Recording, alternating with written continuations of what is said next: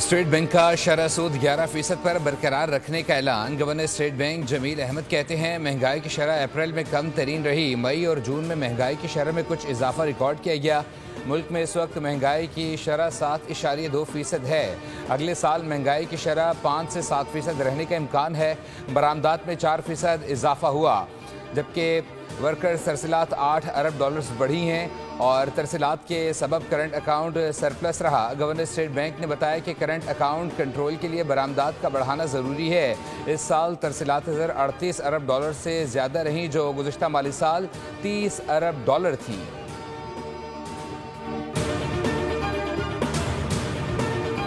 وزیراعظم شہباز شریف کی زیر صدارت وفاقی کابینہ کا اجلاس، 7 نکاتی ایجنڈے پر غور۔ ملکی معاشی اور امن و امان کی صورتحال کا جائزہ لیا گیا۔ اجلاس میں مانسون بارشوں سے نقصانات پر رپورٹ پیش کی جائے گی۔ کابینہ کو امریکہ کے ساتھ ٹیرف اور دیگر امور پر ہونے والی پیش رفت سے آگاہ کیا جائے گا۔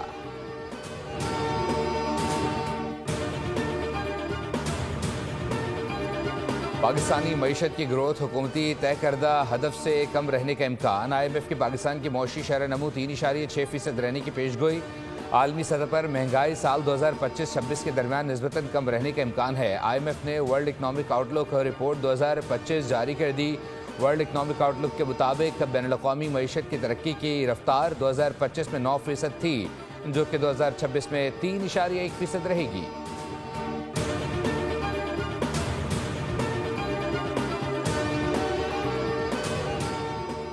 مار کے حق میں شکست خوردہ بھارت دہشت گرد گروہوں کے ذریعے ہائبرڈ جنگ کو فروغ دے رہا ہے۔ یہ گروہ بھی مار کے حق میں بھارت کو ذلت آمیز شکست جیسا ہی انجام پائیں گے۔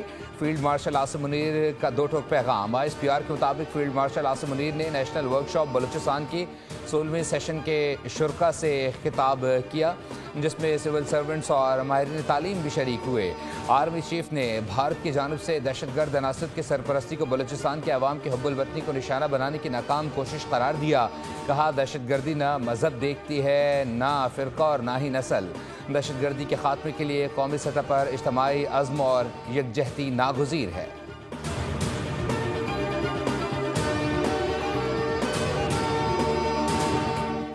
حکومت نے شوگر سیکٹر کو مرحلہ وار ڈی ریگولیٹ کرنے کا فیصلہ کر لیا۔ تجویز کا حتمی مسودہ بھی تیار کر لیا گیا، جو آئندہ ہفتے وزیراعظم کو پیش کیا جائے گا۔ مجوزہ فریم ورک کے تحت حکومت صرف 1 ماہ کی چینی کی کھپت کے برابر buffer stock trading corporation of Pakistan کے ذریعے رکھے گی، جبکہ اس کے علاوہ چینی کی قیمتیں یا ترسیل میں کسی قسم کی سرکاری مداخلت نہیں کی جائے گی۔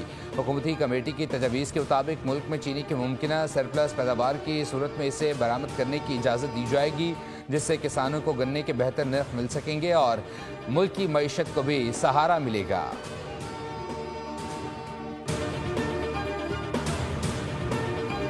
حسن عبدال برساتی نالے میں گاڑی بہہ گئی، 4 خواتین کی لاشیں نکال لی گئیں۔ بچے کی تلاش کے لیے ریسکیو کی غوطہ خور ٹیم آپریشن میں مصروف۔ گاڑی میں ایک ہی خاندان کے 10 افراد سوار تھے، 5 افراد کو زندہ نکال لیا گیا تھا۔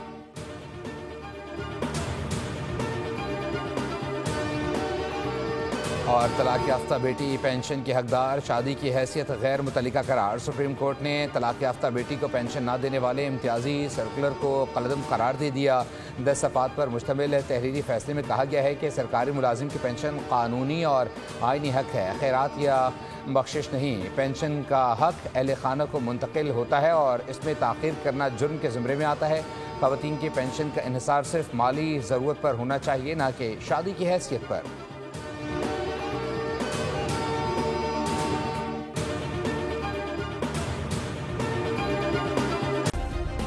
سبسکرائب کریں اور بیل دبائیں تاکہ کوئی خبر رہ نہ جائے۔